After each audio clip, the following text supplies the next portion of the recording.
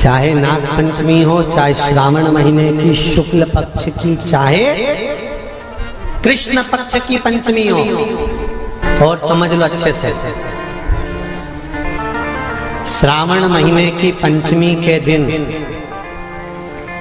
देवाधिदेव महादेव पर चढ़ाई गई शमी पत्र आस्तिक मुनि का नाम लेकर, कौन से मुनि?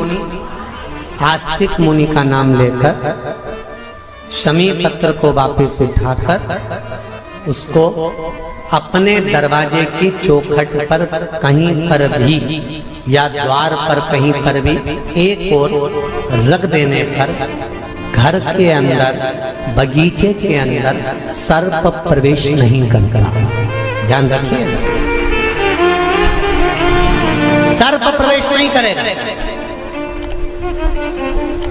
शमी पत्र समर्पित करने पर, उस शमी पत्र को आस्तिक मुनि का स्मरण करने पर, कौन से मुनि हैं?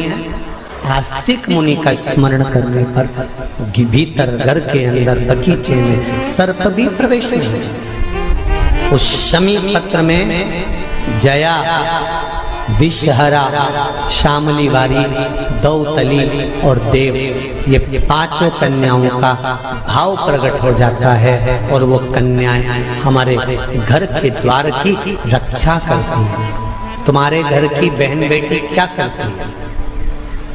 तुम्हारे घर की बहन बेटियां क्या करती हैं? घर में बहन बेटी आती हैं तो बद्दुआ देकर नहीं जाती। घर में कन्याएं रहती हैं, बद्दुआ नहीं देती। घर की बेटियां जब दरवाजा छोड़कर शादी कर वाले दिन, विदाई के दिन अगर जाती भी हैं तो बेटियां हाथ में धान भरकर फेंक कर जाती हैं कि मेरा मायका खूब फले फूले आगे बढ़े। छापे लगाकर चली जाती हैं कि हमने हमारी जीवन की सारी दौलत, जीवन का सारा सुख अपने मायके में दे दिया है। वो बेटियां तो जया, विषहरा, शामली बारी, दौतली, देव, ये उस घर में निवास करती हैं जिससे ये पंचमी, कौन सी तिथि? पंचमी, चाहे वो शुक्ल पक्ष की हो, चाहे वो कृष्ण पक्ष की। श्रावण महीने की पंचमी के दिन शंकर भगवान पर जिस परिवार के व्यक्ति का कांवड़ जल हमने बताया है आपको, जरूरी नहीं है कि डंडा बांधकर 2 कावड़ के जल के लोटे लेकर जाओ, आप अपने हाथ में भी 2 पात्र लेकर जा सकते हैं। पंचमी तिथि के दिन हाथ में 2 लोटे जल के, 2 कलश जल के जब हम शंकर भगवान को चढ़ाते हैं तो ऊपर जो कमंडल होता है शिव जी के ऊपर जलधारी होती है, जिसमें जया, विषहरा, शामली बारी, दौतली और देव, शंकर भगवान की 5 बेटियां जिसमें विराजमान होती हैं। जब हम जल समर्पित करते हैं, हमारे पीढ़ी में, परिवार में अगर कोई अधोगति में मर गया होता है, कुंवारी अवस्था में चले गया होता है, गर्भ में मर गया होता है, गर्भ के बाहर निकल कर भी अगर कुंवारी अवस्था में चले गया होता है, तो श्रावण महीने की दोनों पंचमी पर परिवार का अगर कोई एक व्यक्ति भी जल चढ़ा देता है शंकर भगवान पर, तो सर्प की योनि में नहीं पड़ता, जीव मुक्त हो जाता, प्रेत योनि में सर्प की योनि से मुक्त हो जाता।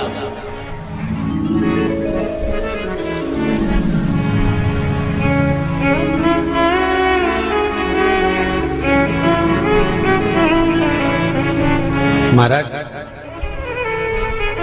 हमारे यहाँ सांपों की पूजन कौन से दिन होती है, कौन सी तिथि में करते हैं? जम के बोलो जरा। नाग पंचमी। नाग पंचमी का मतलब क्या है? सांपों की पूजन करो। नाग पंचमी का मतलब होता है शंकर जी के मंदिर में जाकर 1 लोटा जल समर्पित कर दो। उसका कारण क्या है कि हमारे परिवार में, हमारे कुटुंब में कोई कुटुंब में, परिवार में कोई 7 पीढ़ी के अंतर्गत भी अगर कोई जीव तड़प रहा होता है, पड़ा हुआ होता है, उसकी मुक्ति नहीं होती है, तो पंचमी का चढ़ा हुआ जल उस जीव को प्राप्त हो जाता है और वो जीव तर जाता है, उसका फिर जन्म नहीं होता, वो तर, इसको मुक्तता कहता,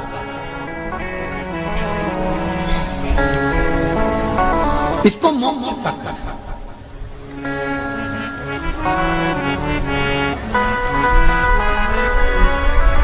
ये मोक्ष, इसी को कहेंगे कि ये मुक्त।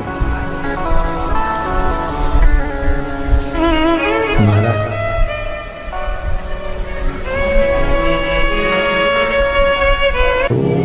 चाहे नाग पंचमी हो, चाहे श्रावण महीने की शुक्ल पक्ष की, चाहे कृष्ण पक्ष की पंचमी हो, और समझ लो अच्छे से,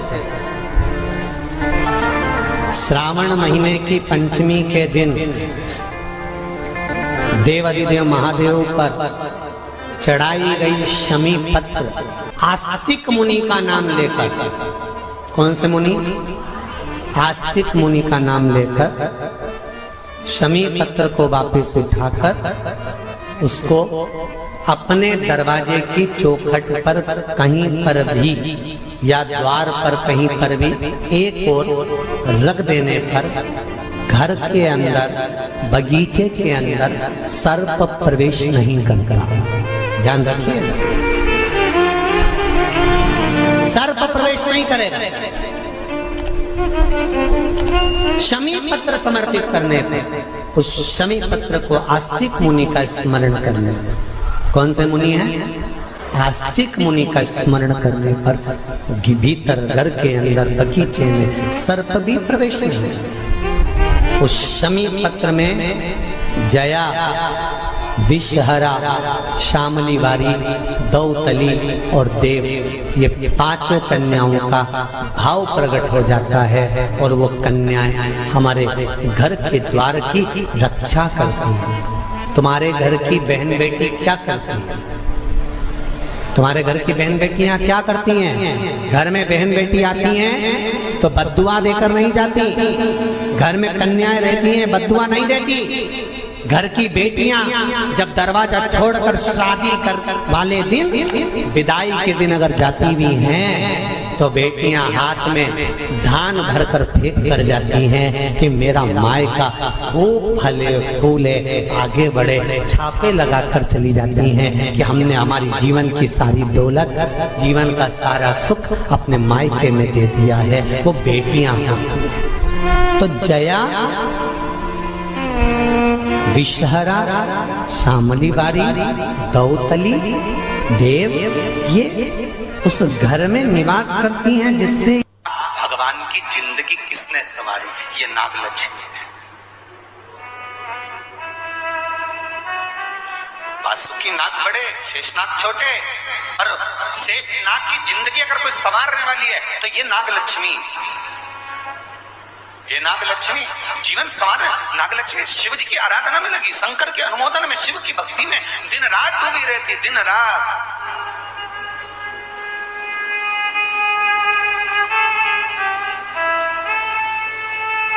कितना सुंदर संवाद है। पान की बेल में, पान, पान जानते हो? तांबुल, जो खाने वाला पान होता है। पान की बेल में चारों तरफ से बेल लगाकर नागलक्ष्मी उसमें बैठ कर शिव की आराधना करती थी। इसलिए आज भी शास्त्र के हिसाब से देखा जाए तो सबसे ज्यादा सांप, सबसे ज्यादा सर्प, सबसे ज्यादा नाग नागिन, सबसे ज्यादा सर्प अगर कहीं रहते हैं तो जहां पान की खेती होती है, जहां पर तांबुल उत्पन्न होता है, जहां पान की बेल होती है, सबसे ज्यादा सांप वहीं पर पाए जाते हैं। सबसे ज्यादा सांप वहीं पर जाते हैं। और जो पान उतारने वाले रहते हैं, पान तोड़ने वाले रहते हैं, पान बेचने वाले रहते हैं, जिनको हमारे यहाँ सहज भाषा में चौरसिया कहते हैं, इनका एक विधान रहता है कि सांप पान के उस बेल में चारों तरफ रमे रहते हैं। पान की बेल में सांप के बच्चे चारों तरफ भ्रमण करते रहते हैं, और चौरसिया पान उतारने वाला, बेल में से पान तोड़ने वाला सांप के बच्चों को उठाकर, सांप को उठाकर उधर रख देता है और पत्ते तोड़ लेता है, पत्ते तोड़ लेता। उसको सर्प नहीं डसते। क्यों? क्योंकि यहाँ पर वर है इन चौरसियाओं को। कई चौरसिया लोग सोचे होंगे कि हम नाग की पूजन करते हैं, हम सर्प की पूजन करते हैं, नाग पंचमी पे हम सर्प का स्मरण करते हैं, हमारे कुल देवता के रूप में हम सर्प पूजते हैं। पर कभी चौरसिया ने विचार करा कि आखिर तुम्हें कौन सा वर प्राप्त हुआ कि तुम्हें सर्प नहीं डसेगा? तुम्हें कौन सा वर प्राप्त हुआ कि सांप तुम्हें नहीं काटेगा? पान उतारते समय, पान तोड़ते समय, पान को ले जाते समय सर्प तुम्हें डस नहीं करेगा। क्योंकि जिस समय पर नाग लक्ष्मी भगवान शिव की आराधना करती है पान की बेल के पास में, उस समय पर एक सहज भाव में एक ग्रामीण, एक सहजता उस नागिन को आते हुए देखता था, नाग लक्ष्मी को आते हुए देखता था। जो नागिन कभी तो सुंदर स्त्री का रूप, लक्ष्मी जैसा रूप बना लेती है, और कभी नाग का रूप बना लेती है। बड़ा विचित्र उसको लगता था। और वो एकांत में बैठा, इसने आकर देखा कि नाग लक्ष्मी सेवा में लीन रहती, किसी जीव को वहां आने नहीं देता। शास्त्र तो यहां तक कहता है कि जब नाग लक्ष्मी पूजन करती थी तो कहा, पूछा गया ये कोई जीव इसके पास में ना आए तो इसको बचाता था वो। एक दिन नाग लक्ष्मी जब बड़ी हो गई, देख लिया उसने इस ग्रामीण को, इस मानव को जब देखा जो चारों तरफ से किसी ना किसी रूप में नाग लक्ष्मी को रस ला कर देता है, प्रदान करता रहता है, कुछ ना कुछ तत्व देता रहता है।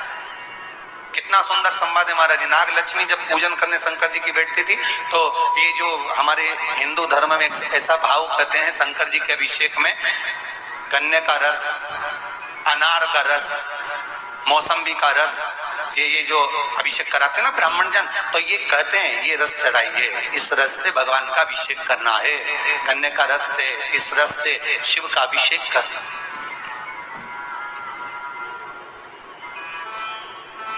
वो ला कर देता है, रख देता है। तो रोज नाग लक्ष्मी को रोज आश्चर्य होता कि आखिर ऐसा कौन है जो लाकर रोज रख देता है, कौन है ऐसा?